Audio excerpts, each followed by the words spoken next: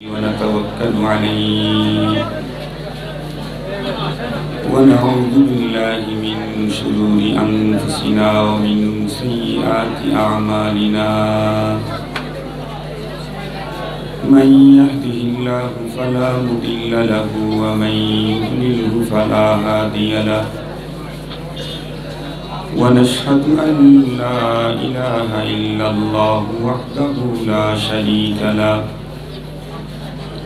ونشهد أن سيدنا وسندنا وحبيبنا وحبيب ربنا وطبيبنا وطبيب قلوبنا وأولانا ومولانا محمدا عبده ورسوله الذي أرسله بالحق إلى الخلق بشيرا ونذيرا وداعيا إلى الله بإذنه وسراجا وقمرا منيرا أما بعد فأعوذ بالله من الشيطان الرجيم بسم الله الرحمن الرحيم إن الذين آمنوا وعملوا الصالحات كانت لهم جنات الفردوس نزلا خالدين فيها لا يبغون عنها حولا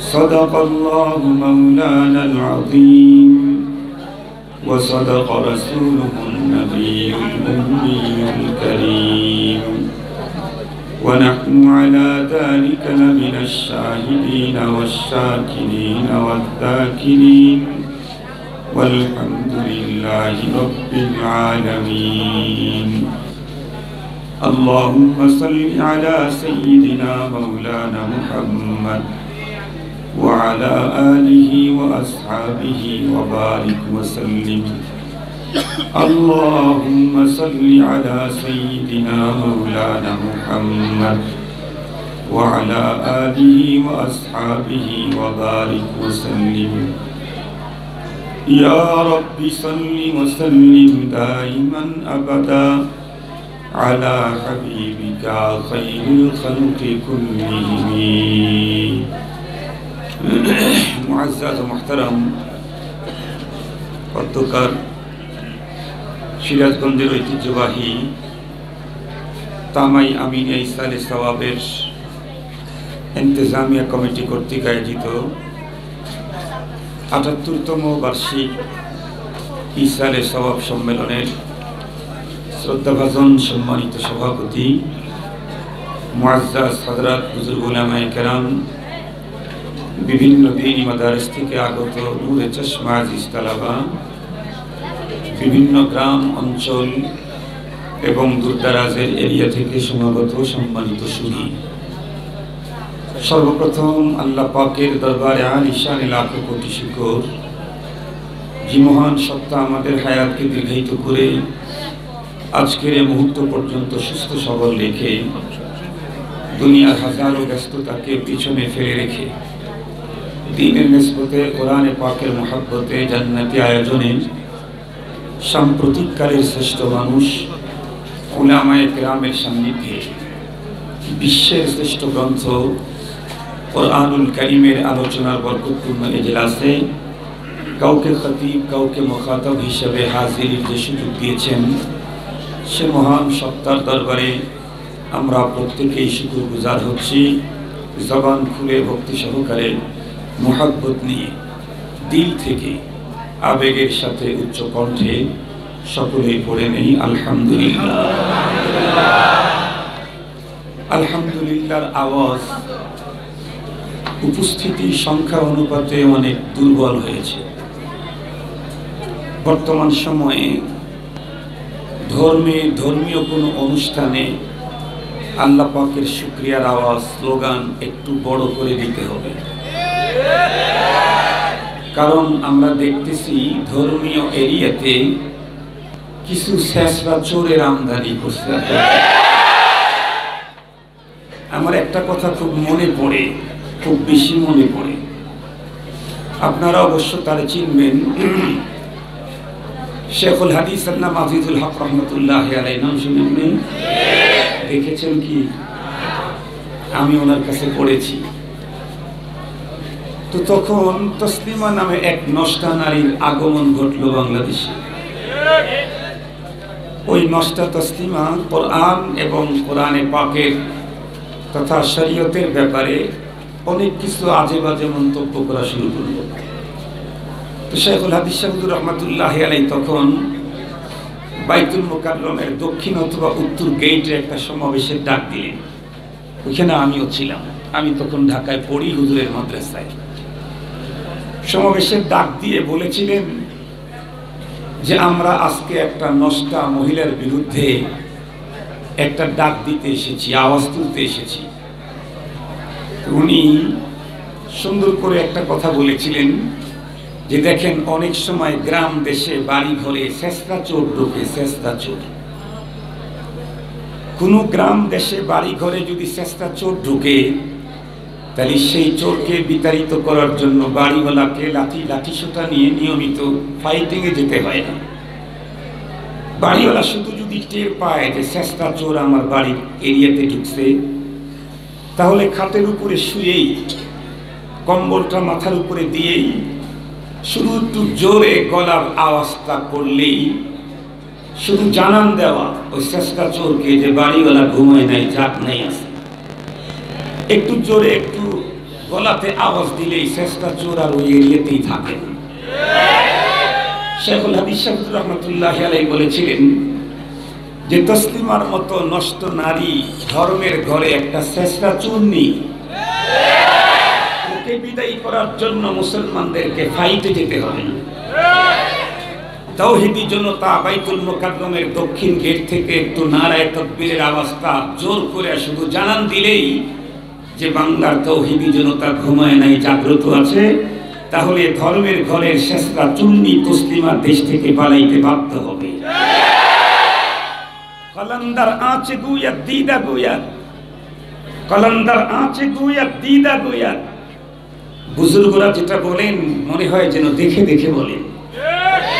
শেখুল হাদিস শাহ হুজুরের কথাই সত্য প্রমাণিত হলো যে তসলিমা সারা জীবন বোরকার বিরুদ্ধে বক্তব্য দিল, লেখালেখি করলো, শেষ পর্যন্ত তাওহীদবাদী মুসলমানদের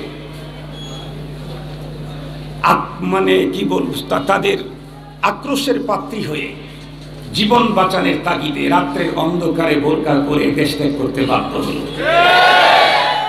এখন এই জাতীয় চোর আর চুন্নি বাংলাদেশে ইসলামের এরিয়াতে একটু বেশি দেখা যাচ্ছে।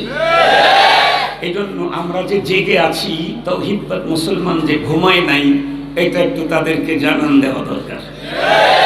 এই জন্য ইনশাআল্লাহ শুধু আজকে না, যতদিন পর্যন্ত বেঁচে আছি, নারায়ে তাকবীরের আওয়াজ, সুবহানাল্লাহর আওয়াজ, আলহামদুলিল্লাহর আওয়াজ আমরা এখন একটু উঁচা করতে হবে ইনশাআল্লাহ। মুহতারাম হাজিরিন, আপনারা তো আমার কণ্ঠের অবস্থা শুনে বুঝতেছেন যে আমি অসুস্থ। এটা তো আমার কণ্ঠ না, এরকম না। অসুস্থতাটাও আসতে হলো আল্লাহ পাকের দ্বীন এবং মুসলমানদের প্রতি মায়ার ভালোবাসা দেখাইতে গিয়ে। দেখবেন কারো বাড়িতে যদি আগুন লাগে, সে যখন মানুষকে আহ্বান করে, এত বেশি জোরে চিল্লায় আহ্বান করে যে আধা ঘন্টা আহ্বান করলেই তার গলাটা বসে যায়। সে বিপদগ্রস্ত ছিল, তাই সে তার কণ্ঠকে চিরিয়ে আওয়াজ করেছে। একজন মানুষের বাড়ি ঘরে আগুন লাগলে যেই পরিমাণে ক্ষতিগ্রস্ত, আমার দৃষ্টিকোণ থেকে বর্তমান বাংলাদেশের মুসলমান তার চাইতে বড় ক্ষতিগ্রস্ত, তার চাইতে বেশি সমস্যার মধ্যে আছে। এ কারণেই এই মুসলমানদেরকে রক্ষা করার জন্য আমরা আওয়াজ দিয়ে যাচ্ছি। এই অবিরাম প্রতিদিন দেশের এক প্রান্ত থেকে অপর প্রান্ত পর্যন্ত আওয়াজ দিতে গিয়েই আমাদের কণ্ঠের এই অবস্থা। মুহতারাম হাজিরিন, আমি আজকে অত্যন্ত গুরুত্বপূর্ণ একটা সাবজেক্টের উপরে কথা বলবো, যার চাইতে দামি কোনো সাবজেক্ট পৃথিবীর কোনো মুসলমানদের জন্য কোনোদিন হতে পারে না। এত দামি সাবজেক্টের উপরে কথা বলবো ইনশাআল্লাহ। এই বিষয়গুলি আপনারা খুব গুরুত্বের সাথে শ্রবণ করবেন, খুব গুরুত্বের সাথে।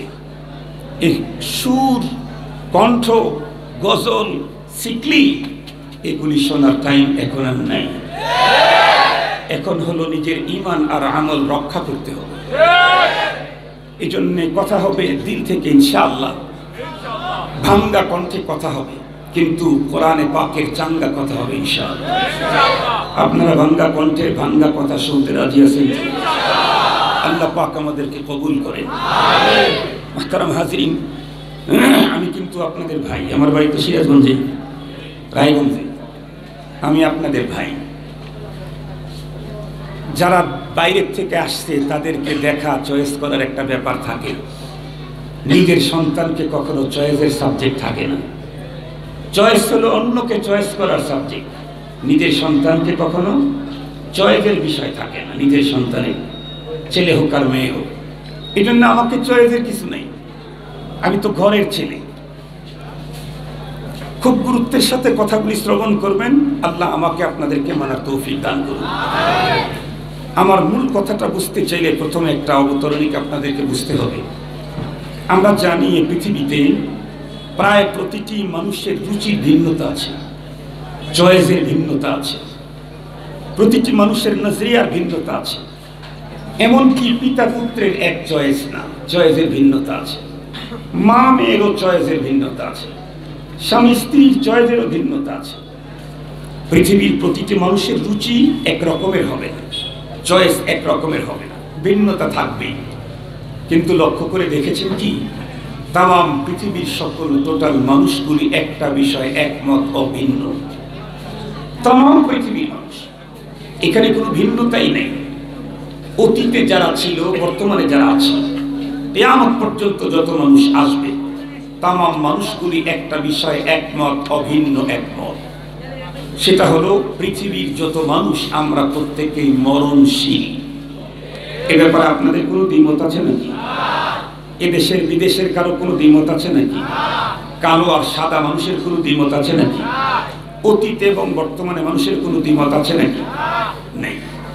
খুব ভালো করে বুঝবেন, যারা নাস্তিক, নাস্তিক তো শয়তানের চাইতেও খারাপ।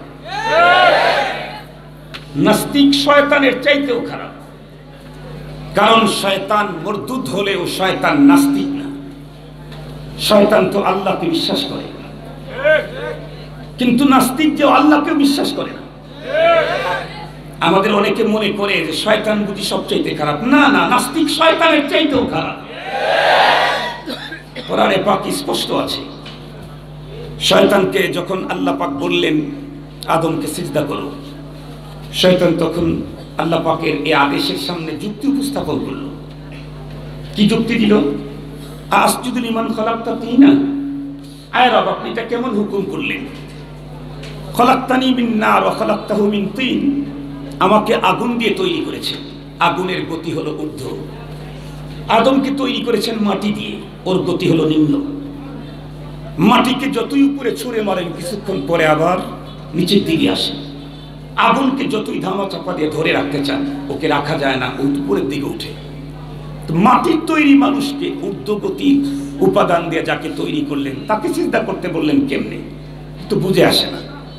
আল্লাহ পাক তখন কি বললেন? ওখরুজ, তুই এখান থেকে বেরিয়ে যা। আমি তোরে তৈরি করলাম, আমি তোরে জমিন থেকে আসমানে উঠাইলাম, আমি তোকে ফেরেশতাদের শিক্ষক নিয়োগ দিলাম, আমি তোকে হুকুম করলাম, আমার হুকুমের সামনে তুই যুক্তি দেখাস। ওখরুজ, এখন বেরিয়ে যা। মালউন, তুই মরদুদ, অভিশপ্ত। এই পৃথিবীর যত মানুষ মহান স্রষ্টার হুকুমের সামনে যুক্তি উপস্থাপন করবে হুকুমের বিরুদ্ধে, ওরাও শয়তানের আপন ভাই। মনে রাখবেন মুহতারাম হাজিরিন, শয়তান তখন আল্লাহ পাকের কাছে কি আবেদন করে তা জানেন? শয়তান তখন বলে, আল্লাহ, তাহলে আল্লাহকে স্বীকার করলো কিনা? আয় আল্লাহ, আপনি তো আমাকে বের করে দিলেন, আমি তো বের হয়ে যাচ্ছি, তবে আপনার কাছে আমার কিছু আপিল আছে, কিছু দরখাস্ত আছে। কি? একটা হলো আনজিরনি ইলা ওয়াক্তিল মালুম, আমাকে কিয়ামত পর্যন্ত হায়াত দেন। তাহলে শয়তান হায়াত চেয়েছে কার কাছে? তাহলে আল্লাহ বিশ্বাস করে কিনা? তাই শয়তান হলেও আল্লাহর প্রতি বিশ্বাসী, কিন্তু নাস্তিক যে ও আল্লাহকেই বিশ্বাস করে না। এই জন্য নাস্তিক থেকে মুসলমানদেরকে সাবধান থাকতে হবে। কোন জায়গাতেই নাস্তিক যেন আমার পাশে বসতে না পারে, কোন জায়গাতেই যেন পাশে বসতে না পারে, কোন চেয়ারেই যেন পাশে বসতে না পারে। এই জন্য খুব অ্যালার্ট থাকতে হবে। তো যে কথা বলতেছিলাম, নাস্তিকও এ কথা বিশ্বাস করে যে মানুষ মরণশীল। আমরা যারা মুসলমান এখানে আছি, আমরা কি শুধু মৃত্যু পর্যন্ত আমাদের বিশ্বাস? না, আমাদের বিশ্বাস আরো অনেক আগানো। আমরা ঈমানে মুফাসসালের ভিতরে স্বীকৃতি দিয়েছি ওয়াল বাসি বাদাল, জোরে বলেন, ওয়াল বাসি বাদাল মাউত। এই স্বীকৃতি ছাড়া মুমিন হওয়া যায় না, এই স্লোগান ছাড়া ঈমানদার হওয়া যায় না, ওয়াল বাসি বাদাল মাউতের স্লোগান ছাড়া। তাহলে আমরা যারা আস্তিক, আমরা যারা মুসলমান তাওহীদবাদী, আমরা শুধু মৃত্যু পর্যন্ত আমাদের বিশ্বাস না, আমাদের বিশ্বাস আরো আগানো। মরণের পরেও আমাদের বিশ্বাস, এবং লম্বা বিশ্বাস। দুনিয়াতে তো ৮০-১০০ বছরের বিশ্বাস আমার, আমি বেঁচে থাকবো ৮০-১০০ বছর। মরণের পরে আমাকে যে জীবন দেওয়া হবে, এটি কখনো ফুরাবে কি? ফুরাবে না। মুহতারাম হাজিরিন, মরণের পরে আমাকে যে জীবন দেওয়া হবে সেটা অফুরন্ত। সঙ্গত কারণেই আমরা এই কথা বিশ্বাস করি, ক্ষণস্থায়ী এই দুনিয়ার ৮০-১০০ বছরের জীবনে সফলতাটা মূল সফলতা না, ক্ষণস্থায়ী এই জীবনের ব্যর্থতাটাও মূল ব্যর্থতা না। মূল সফলতা হলো পরপারের চিরস্থায়ী জীবনের সফলতা, মূল ব্যর্থতা হলো পরপারের চিরস্থায়ী জীবনের ব্যর্থতা। সঙ্গত কারণে এই পৃথিবীতে কোনো একজন মানুষ জন্ম নিয়ে সে যদি পৃথিবীর সবচেয়ে বড় চেয়ারের মালিক হয়, সে যদি পৃথিবীর সবচেয়ে বড় সম্পদের অধিকারী হয়, সে যদি পৃথিবীর সবচেয়ে বড় উন্নত বডি ফিটনেসের অধিকারী হয়, সে যদি পৃথিবীর সবচেয়ে উন্নত শিক্ষিত হয়, সে যদি পৃথিবীর সবচেয়ে বড় জনপ্রিয় হয়, সব দিক থেকে ওয়ার্ল্ড সাইটে ওয়ার্ল্ড স্কয়ার হয়, কিন্তু মরণের পরে চিরস্থায়ী জীবনে যদি তার নাজাত না হয়, তাহলে ওর চাইতে বড় ব্যর্থ পৃথিবীতে আর সেকেন্ড ম্যান কেউ নেই। পক্ষান্তরে আরেকজন মানুষ পৃথিবীতে এসেছে, নেই, ওর কোনো অবস্থানই নেই, স্টেটলেস, হোমলেস, ঘর নাই, বাড়ি নেই, সামাজিক কোনো অবস্থান নেই, দুনিয়াতে কোনো পরিচিতি তার নেই, নাই শিক্ষাগত কোনো যোগ্যতা, নাই তার বডি ফিটনেসের আকর্ষণীয় কোনো ভাব, নেই তার কোনো সম্পদ, নেই তার কোনো অবস্থান, কিন্তু মরণের পরে ও যদি চিরস্থায়ী জীবনে শান্তি পায়, তাহলে ওই হলো পৃথিবীর সবচেয়ে বড় সার্থক। আমার এই কথাগুলোর সাথে আপনারা একমত? আল্লাহ পাকের কোরআনে আল্লাহ পাক এই কথাটাই বলেছেন, মান যুহজিহা আনিন নার ওয়া উদখিলাল জান্নাহ ফাকাদ ফাজ। পৃথিবীর সফল কোন ব্যক্তি? আমরা তো মনে করি যে কয়েকবার এমপি হয়েছে, যে দীর্ঘদিন পর্যন্ত প্রধানমন্ত্রী চেয়ার দখল করে থাকতে পারে, যে আমেরিকার গদি দখল করতে পারে, যে জাতিসংঘের মহাসচিব হতে পারে, আমরা মনে করি সে সফল। আল্লাহ পাক বলেন না, প্রকৃত সফল ওই মানুষ যেই মানুষটা মরণের পরে চিরস্থায়ী জীবনে জাহান্নাম থেকে মুক্তি পেয়ে আল্লাহর জান্নাতে ঢুকে গেল, সেই লোকটাই প্রকৃত সফলতা অর্জন করল। এখন আমরা যারা আছি, মরণের পরে জান্নাতে যেতে চাই না জাহান্নামে? শুধু আমরা কি? শুধু আমরা না, আমাদের দেশের বহুত্ববাদী হিন্দু, ওরাও মরণের পরে স্বর্গে যেতে চায়, কেউ নরকে যেতে চায় না। আপনারা লক্ষ্য করে দেখবেন, হিন্দুরা মরার পরে ওদের ধর্মীয় সভ্যতা, ওদের আকীদা, ওদের কাজ হলো এটাকে চিতায় নিয়ে পোড়ানো। কেন পোড়ায় চিতায় নিয়ে? চিতায় নিয়ে আপনজনকে কেন পোড়ায়? ওদের ধর্মীয় বিশ্বাস হলো একজন মানুষ জীবন চলার পথে বাঁকে বাঁকে ফাঁকে ফাঁকে জীবনে স্রষ্টার সাথে অনেক ভুল বেদবি হয়ে থাকে। এমত অবস্থায় যদি এ লোকটাকে পর মালিকের কাছে পৌঁছায় দেওয়া হয়, তাহলে তাকে অনেক বেশি কিছু মাসুল দিতে হবে আল্লাহর কাছে, স্রষ্টার কাছে তাকে অনেক জরিমানা দিতে হবে। এজন্য কি করে? ওরা নিজেরাই আগুন দিয়ে পোড়ায় দেয়, যা অপরাধ করছিল আগুন দিয়ে পোড়ায় শেষ করে এখন স্বর্গে পাঠায় দেয়। এটা হলো হিন্দুদের ধর্মীয় বিশ্বাস। তাহলে হিন্দুরা আগুনে পুড়ে হলেও স্বর্গেই যেতে চায়, নরকে কেউ যেতে চায় না। সিরিয়াস কথা কিন্তু। আপনারা তো সিরাজগঞ্জের মানুষ, সুর শুনলেই পাগল। ওর সাথে যদি গান দিতে পারে তাহলে তো আরো মজা। আপনারা যদি মনে কিছু না নেন, আমি জানি তামাইয়ের মানুষের ওয়াজ শোনার রুচিটা কেমন, এটা আমি জানি, কারণ আমি সিরাজগঞ্জের। সেই রুচি মোতাবেক ওয়াজ আমার কিন্তু হবে না, যেমন বলতেছি এমনই হবে। শুনতে পারবেন তো ইনশাআল্লাহ? সবাই বললেন না কিছু লোক বললেন? আমার পরে আসতেছে, শুনতে পারবেন না, লাঠি নিয়েই আসতেছে। আমার পরে আসতেছে লাঠি আর হুজুর,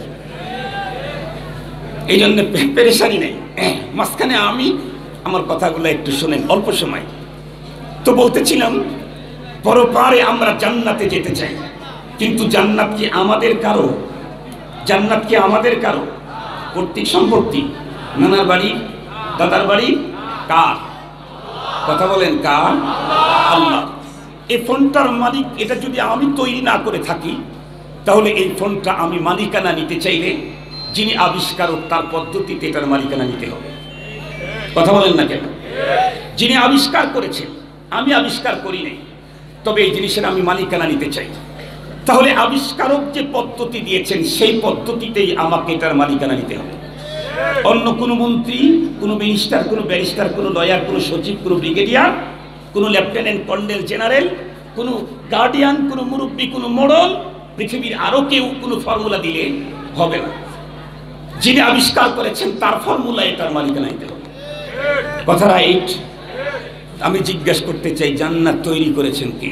আল্লাহ। এটার মালিকানা নিতে চাইলে কার ফর্মুলায়?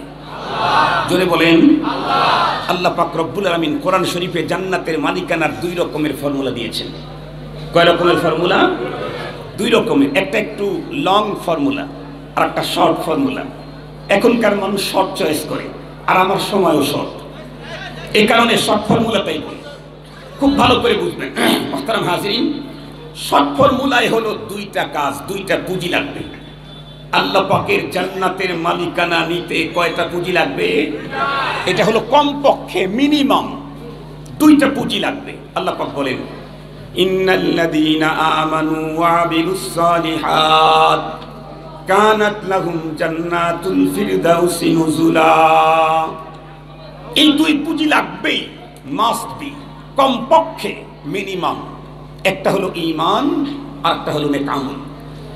এই দুই পুঁজি যার কাছে আসে সেই জান্নাত পাবে।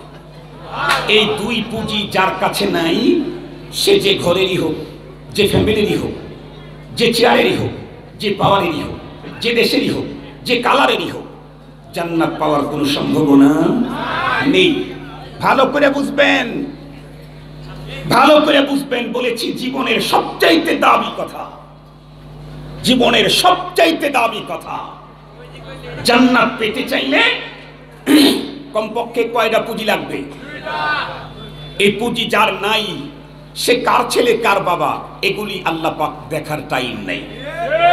এই পুঁজি যার আছে সেই জান্নাত পাবে, যার নাই সে জান্নাত পাবে না। সে যদি কোনো নবীর বাবাও হয়, হবে না জান্নাত। দুই পুঁজি ছাড়া জান্নাত হবে না। আমি জিজ্ঞাসা করতে চাই, আমাদের জাতি পিতার নাম কি? যেভাবে নাম বললেন ইব্রাহিম, তাতে মনে হয় আপনার ছোট খালাতো ভাই। বাবার নাম ওইভাবে বলে নাকি মানুষ? বলেন ইব্রাহিম আলাইহিস সালাম, আবার বলেন ইব্রাহিম আলাইহিস সালাম, আবার বলেন ইব্রাহিম আলাইহিস সালাম। ওই যে বাবার সাথে একবার বেয়াদবি হয়েছে, এই জন্য তিনবার বাবার সাথে আমরা ভদ্রতা দেখাইলাম। ইব্রাহিম আলাইহিস সালাম মুসলিম জাতির পিতা। ওনার পিতা আজর, জান্নাত না জাহান্নাম? জোরে বলেন। মুসলিম জাতির পিতার পিতা জাহান্নাম। কেন? কারণ পয়গম্বরের পিতা হলে জান্নাত পাওয়া যায় না। জান্নাত নিতে চাইলে দুইটা পুঁজি লাগে। ইব্রাহিম পয়গম্বরের পিতার সেই পুঁজি নাই। জাতির পিতার পিতা হওয়ার পরেও তার জান্নাত নাই। হযরতে নূহ আলাইহিস সালামের ছেলের নাম, একটার নাম কেনান। নাম শুনেন নাই জীবনে? জান্নাত না জাহান্নাম? জোরে বলেন।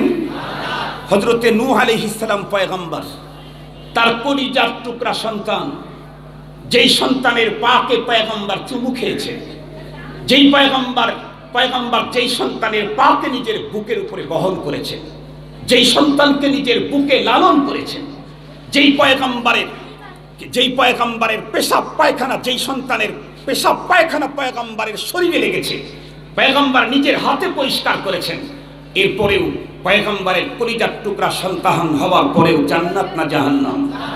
জোরে বলেন না কেন? কেন জাহান্নাম? পয়গম্বরের সন্তান হলে জান্নাত পাওয়া যায় না। জান্নাত পেতে চাইলে মিনিমাম দুইটা পুঁজি লাগে। মনে থাকবে তো? আপনাদের মনে থাকবে তো? মুহতারাম হাজিরিন, আমি জানি এই পৃথিবীতে একজন মানুষ আর একজন মানুষের একদম কাছাকাছি, অতি আপন, সেটা হলো স্বামী আর স্ত্রী। এর চাইতে কেউ কাছাকাছি আসতে পারে না। এই কারণে স্ত্রীকে আমাদের দেশে অর্ধাঙ্গিনী বলা হয়। তার মানে স্বামী আর স্ত্রী নেসফ নেসফ, 50-50, টোটাল মিলে একটা। অর্ধাঙ্গিনী হযরতে লূত আলাইহিস সালামের স্ত্রী রফিকায়ে হায়াত, অর্ধাঙ্গিনী, পয়গম্বরের অর্ধাঙ্গিনী। জিজ্ঞাসা করতে চাই, জান্নাত না জাহান্নাম? পয়গম্বরের স্ত্রী হলে জান্নাত পাওয়া যায় না। জান্নাত পেতে চাইলে কয়টা পুঁজি লাগে? 2টা পুঁজি লাগে। আর একটা কথা বলি, এই বিষয়ে আর একদিকে যাবো আর কি ইনশাআল্লাহ। আপনারা তো জানেন এই পৃথিবীর যত বংশ পৃথিবীতে আছে, শুধু আরবে না, তামাম পৃথিবীতে, আমাদের রাসূল করিম সাল্লাল্লাহু আলাইহি ওয়াসাল্লাম বলেছেন, আল্লাহ পাক তামাম পৃথিবীর মধ্যে বুলদে ইসমাঈল আলাইহিস সালামের গোত্রকে আল্লাহ পাক সবচেয়ে বেশি মর্যাদা দিয়েছেন। সেখান থেকে কুরাইশকে মর্যাদা দিয়েছেন, সেখান থেকে হাশেমীকে মর্যাদা দিয়েছেন। পৃথিবীর সবচেয়ে বড় দামি বংশ কুরাইশ, হাশেমী যারা, তারা সেই পরিবারের একজন সদস্য, তার নাম আবু লাহাব, পয়গম্বরের চাচা। যেই ফ্যামিলির এক সদস্যের উপরে কোরআন নাজিল হয়েছে, যেই ফ্যামিলির এক সদস্যের উপরে কোরআন নাজিল হয়েছে, সেই ফ্যামিলির সদস্য আবু লাহাব। জান্নাত না জাহান্নাম? জোরে বলুন। কি বোঝা গেল? ফ্যামিলি দেখায় জান্নাত পাওয়া যায় না। এই বাংলাদেশ না, যে নেতার ছেলে নেতা, পীরের ছেলে পীর, মোহতামিমের ছেলে মোহতামিম। এটা বাংলাদেশ না, এটা আখিরাত। এটা আখিরাত। পয়গম্বরের বাবা হলে লাভ নাই, জান্নাতে ঢুকতে চাইলে পুঁজি দেখাও 2টা। পয়গম্বরের মেয়ে হলেও লাভ নাই, জান্নাতে যেতে চাইলে পুঁজি দেখাও 2টা। যদি ওই 2 পুঁজি থাকে, তাহলে আরবের হওয়ারও দরকার নেই, সাদা হওয়ারও দরকার নেই, আজাদ হওয়াও দরকার নেই। কৃতদাস হওয়ার পরেও আল্লাহর জান্নাত হযরতে বেলাল হাবশী তার জ্বলন্ত প্রমাণ। হযরতে বেলাল হাবশী রাদিয়াল্লাহু তাআলা আনহু সম্পর্কে আপনাদেরকে একটু না বললে মজা পাবেন না। আমাদের নবী আলাইহিস সালামকে আল্লাহ পাক সশরীরে মেরাজ করাইছেন, এই বিশ্বাস আপনাদের আছে নাকি? আছে তো আপনাদের? আলহামদুলিল্লাহ। আল্লাহ পাকের রাসূল যখন আল্লাহ পাকের আরশে গেলেন, আল্লাহ পাকের সাথে যখন তার কথা হলো, একদম ফেস টু ফেস বিল মুওয়াজাহা। কিতাবে এসেছে আল্লাহ পাকের কুদরতের হাত পয়গম্বরের কাঁধের উপরে রাখছেন। ফাদানা ফাতাদাল্লা ফাকানা কাবা কাউসাইনি আও আদনা। আল্লাহ পাক তার রাসূলকে বললেন, হাবিব, আপনি আমার এখানে আসছেন, আমি আপনাকে দাওয়াত দিয়ে নিয়ে আসছি। সময় খুব কম, কিন্তু তারপরে আমি আমার 2টা প্রজেক্ট আপনাকে দেখাবো। 2টা প্রজেক্ট। একটা প্রজেক্টের নাম জান্নাত, আর একটা প্রজেক্টের নাম জাহান্নাম। এই 2টা প্রজেক্ট একটু আপনাকে দেখতে হবে। তো নবী আলাইহিস সালাম যখন আল্লাহ পাকের জান্নাতের প্রজেক্ট দেখার জন্য ঢুকলেন, সদর গেট দিয়ে ঢুকতেই দেখলেন হযরতে বেলাল হাবশী রাদিয়াল্লাহু তাআলা আনহু আগের থেকে জান্নাতের ভিতরে অবস্থান করতেছে, নবীজিকে রিসিভ করার জন্য। সুবহানাল্লাহি ওয়া বিহামদিহি। খরম পায়ে দিয়ে উনি চলতেছেন। আল্লাহ পাক রব্বুল আলামিন বেলাল হাবশীর মর্যাদা কোথায়, এটা তার রাসূলকে দেখায় দিলেন। অথচ উনি কৃতদাস, এরপরে চূড়ান্ত কালো, ঠোঁটগুলিও মোটা। এরপরেও তার জায়গা হলো জান্নাতে, তার রাসূলকে আল্লাহ পাক দেখায় দিলেন। কেন? কারণ জান্নাত পাইতে চাইলে নবীর ফ্যামিলিতে জন্ম নেওয়া দরকার নাই, নবীর মা মেয়ে হওয়া দরকার নাই, পীর সাহেবের পোলার ছেলে হওয়ার, বাবা হওয়ার প্রয়োজন নাই। 2টা পুঁজি অর্জন করতে পারলেই জান্নাত। সেই 2 পুঁজির নাম কি বলেন এখন?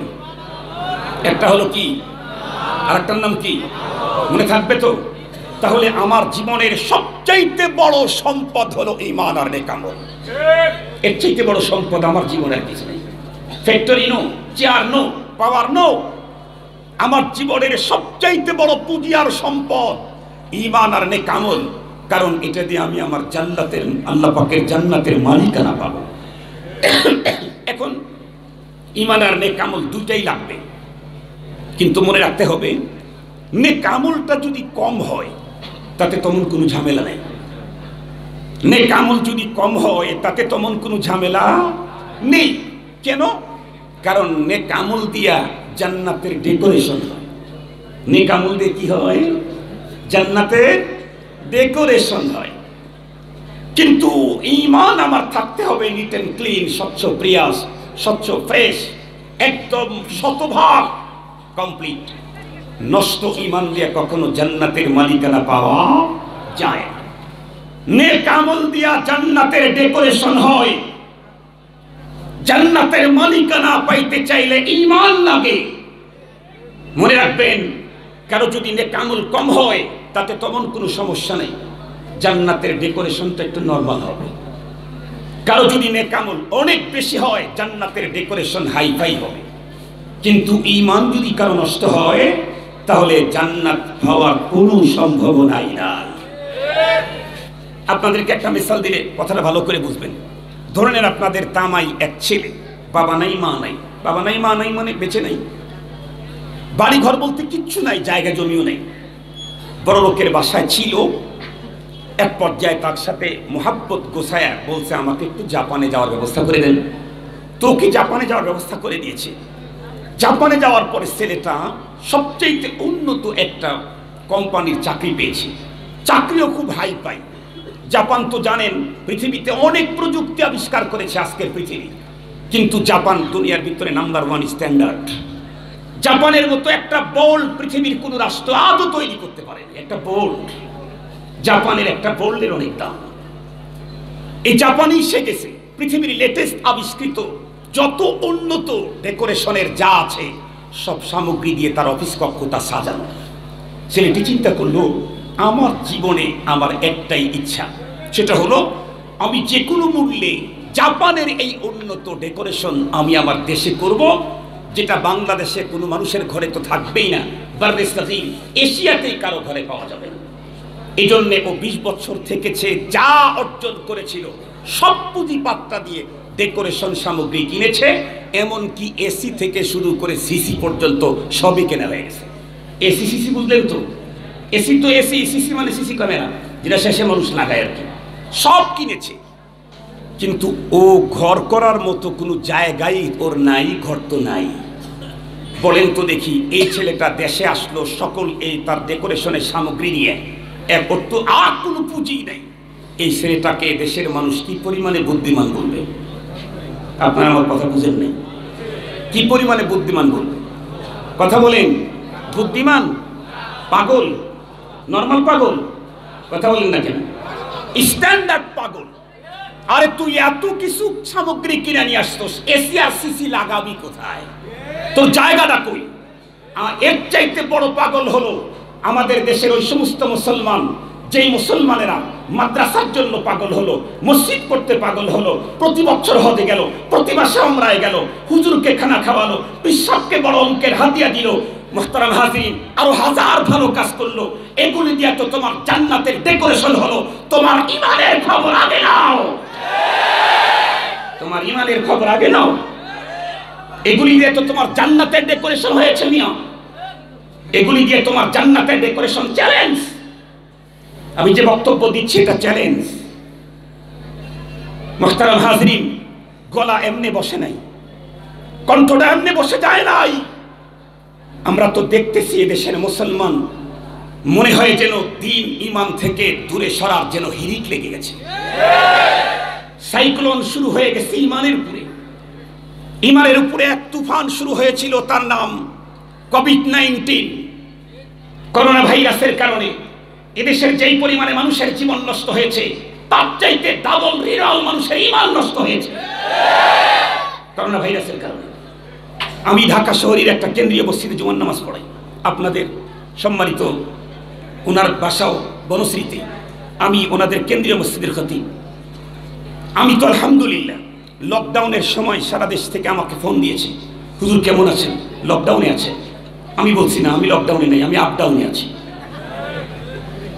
আমি আলহামদুলিল্লাহ নিজে গাড়ি ড্রাইভ করে জুমার নামাজ পড়াইতে গেছি বনশ্রী সেন্ট্রাল মসজিদে। তো আমি একবার ওখানে যাওয়ার পর আমাকে বলা হলো, হুজুর একটা বাসা দেখানো হলো। এই বাসায় একজন সাংবাদিক কিছুদিন আগে করোনা ভাইরাস আক্রান্ত হয়ে মারা গেছে বনশ্রীতে। এই যে লোক এখানে বসে আছে বনশ্রী। তারপরে কি হলো বলে, এই লোকটা মারা গেল বড় কষ্ট করে, সারা জীবন মেহনত করে বনশ্রীতে একটা বাড়ি তৈরি করছে। এই লোকটা মারা যাওয়ার পরে 3 তালা থেকে তার ছেলে মেয়ে স্ত্রী পুত্র কন্যা একজনও নিচেও আসেনি। করোনা তো মানুষকে মনুষ্যত্ব বোধ হারায় ফেলছে, বিদায় করে দিয়েছে।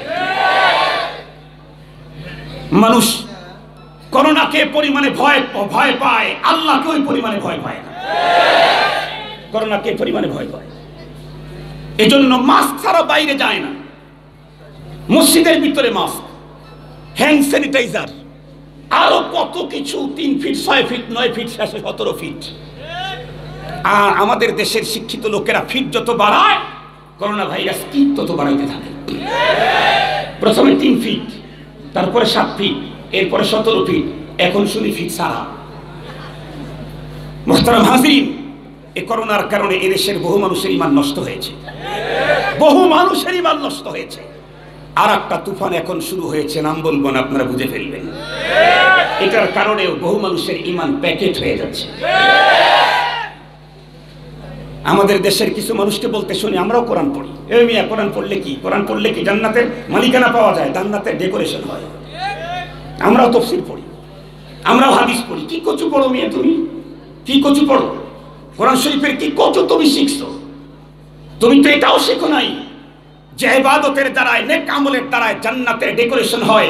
জান্নাতের মালিকানা পেতে চাইলে পিওর ঈমান লাগে, পিওর ঈমান। ভালো করে বুঝবেন, আজকে আমরা নিজেরা নিজেদের শরীরে ডিটেক্টর লাগায় চেক করব, জান্নাত আমার কতটুকুন হয়েছে। আজকেই বুঝতে পারবেন, কালকে যাওয়া লাগবে না, প্যাথোলজিতে গিয়ে টেস্ট করা লাগবে না, ইনশাআল্লাহ আজকেই বুঝতে পারবেন। এ পর্যন্ত আলোচনার দ্বারা কি বুঝলাম? জান্নাতি হতে চাইলে 2টা পুঁজিই লাগবে, ঈমানও লাগবে, নেক আমলও লাগবে।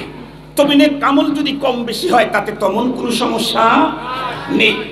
বদ আমল হইলে ঝামেলা আছে, বদ আমল হইলে ঝামেলা আছে, নেক আমল কম বেশি হলে ঝামেলা নেই। এই বিষয়টা আপনাদেরকে ক্লিয়ার করে বুঝাবার জন্য 2 জন নারীর ঘটনা বলবো, তাহলে আপনারা 100% বুঝে ফেলবেন। একজন নারীর কথা সহিহ বুখারীতে এসেছে। আপনাদের তামাই মাদ্রাসায় আলহামদুলিল্লাহ বুখারী শরীফের দরস হয়। আলহামদুলিল্লাহ বললেন না যে? আপনারা জানেন তো অবশ্যই, কোন জায়গায় যখন কোরআনে পাকের তিলাওয়াত হয় তখন আল্লাহ পাকের আরশ থেকে ডাইরেক্ট নূর সেখানে নাযিল হতে থাকে। কোন জায়গায় যখন নবীজির হাদিসের পড়া হয়, বাংলা হাদিস না মিয়া, বাংলা হাদিস না, বাংলা আবার হাদিস হয় কেমনে? বাংলা তো হাদিসের তর্জমা, বাংলাতে তো হাদিসের তর্জমা।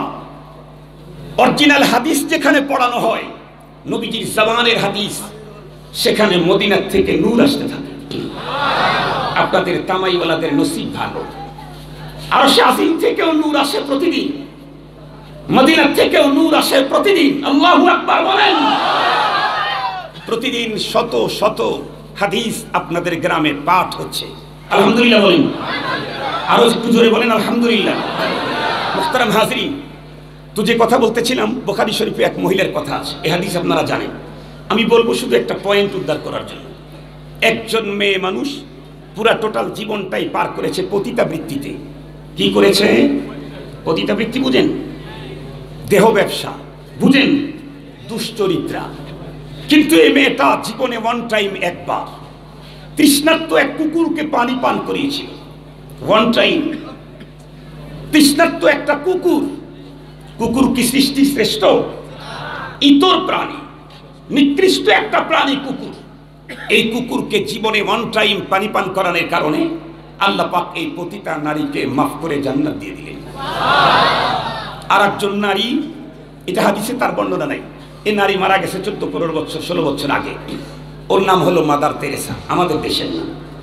মাদার তেরেসা নামে বহু ফাউন্ডেশন বাংলাদেশেও আছে। এই মাদার তেরেসাকে চিনেন? মাদার তেরেসা হচ্ছে বর্তমান পৃথিবীর এক মহিষী নারীর নাম। সে ওয়ান টাইম ভালো কাজ করে নাই, ওয়াল টাইম করেছে। টোটাল লাইফটাই কাটায় দিয়েছে ভালো কাজে। সৃষ্টির সৃষ্ট শ্রেষ্ঠ মানুষের সেবা করেছে। টোটাল জীবন সৃষ্টির শ্রেষ্ঠ মানব সেবা করেছে এক সাংঘাতিক পদ্ধতিতে। সেটা হলো, সে চিরকুমারিত্ব বরণ করেছিল, জীবনে বিয়েটাও করে নাই। তার থিওরি ছিল, আমি যদি কাউকে স্বামী হিসাবে গ্রহণ করি তাহলে স্বামীর খেদমত করতে গেলে মানব সেবা ওই টাইম ব্যাহত হবে। আমি আমার যৌবনের চাহিদা নিতে চাই না, আমি সৃষ্টি শ্রেষ্ঠ মানুষের সেবা করতে চাই। এই মহিষী নারী মাদার তেরেসা টোটাল লাইফটাই সৃষ্টির শ্রেষ্ঠ মানুষের সেবা করলো এত সিরিয়াস পদ্ধতিতে। তাম পৃথিবী তাকে বহুবার গোল্ড মেডেল দিল, দুনিয়া তাকে গোল্ড মেডেল দিয়েছে বহুবার। এই নারীটাও মরে গেছে। জিজ্ঞেস করতে চাই, নামে যাতে যা বুঝলেন তাতে মুসলিম না অমুসলিম? এখন ও কি জান্নাতি না জাহান্নামী? কি আশ্চর্য কথা! আগের মেয়েটা সারা জীবন পতিতাবৃত্তি করে কাটালো, ওয়ান টাইম ইতর প্রাণী কুকুরকে পানি পান করায় জান্নাতে গেল। তার কারণ হলো জান্নাতের মালিকানা নিতে যে ঈমান লাগে, ও পতিতার ঈমান আছে। ঈমান থাকার কারণে ওর জন্য জান্নাত। ছোট্ট একটা ভালো কাজ করছে, কুকুরকে পানি পান করিয়েছে, এতটাই তার জান্নাতের ডেকোরেশন হয়েছে। কিন্তু মাদার তেরেসা টোটাল জীবনটাই মানুষের সেবা করেছে, সারা জীবন, কিন্তু তারপরেও জান্নাতের মালিকানা পায় নাই। কেন? ও যত ভালো কাজ করেছে এর দিয়ে জান্নাতের ডেকোরেশনের ব্যবস্থা হয়েছে, কিন্তু জান্নাতের মালিকানার জন্য কি দরকার ছিল? এটা ওর আছে? আরো জোরে বলেন, আছে? নেই। এ কারণে ওর জান্নাতে ঢোকার কোনো সুযোগ নাই। মুহতারাম হাজিরিন, এ পর্যন্ত আলোচনা দিয়ে আমি একটা কথা বুঝাইতে চেয়েছি, সেটি হলো আমরা যদি সত্যিই পরপারে জান্নাতে যেতে চাই, তাহলে কোন ফ্যামিলির, কোন চেয়ারের, কোন দেশের, কোন গোত্রের, কোন চেহারার, কোন বডি, এগুলি দেখে কোনো লাভ নাই। পুঁজি লাগবে কয়টা? দুইটা। একটা হলো ঈমান, আর একটা হলো নেক আমল। নেক আমল যদি কম হয় তাতে সমস্যা নাই, কিন্তু ঈমান থাকতে হবে। কথা বলেন না কেন? ক্লিয়ার ঈমান, নির্ভেজাল ঈমান। তাহলে আমাকে জানতে হবে, হুজুর ঈমান কি? আমরা তো মনে মনে ভাবতেছি আমার তো ঈমান আছে, আমি তো মুমিন, আমরা তো মুসলিম। খালি ঈমানদার না তো, ঈমানদার সমাজের আমি নেতা। তো দেখা যাক আপনার ঈমানটা কি পরিমাণে আছে, কোন কন্ডিশনে আছে, একটু চেক করেন তো দেখা যাক। ঈমান কাকে বলে? আমি যদি হাদিসে পাকের ব্যাখ্যা পেশ করতে যাই, ঈমান বসিত না মুরাক্কাব, বাড়ে না কমে, এগুলি আপনারা বুঝবেন না। সাধারণ মানুষের জন্য যে মোটা বুঝ সেটা আমি দিচ্ছি। ঈমান হলো এই যে আমার হাতে আছে, এর নাম কি? জোরে বলেন। এর চাইতে দামি কোনো কিতাব পৃথিবীতে অতীতে কখনো ছিল, আগামী দিনে আসবে। এটা আমাদের ধর্মীয় গ্রন্থ।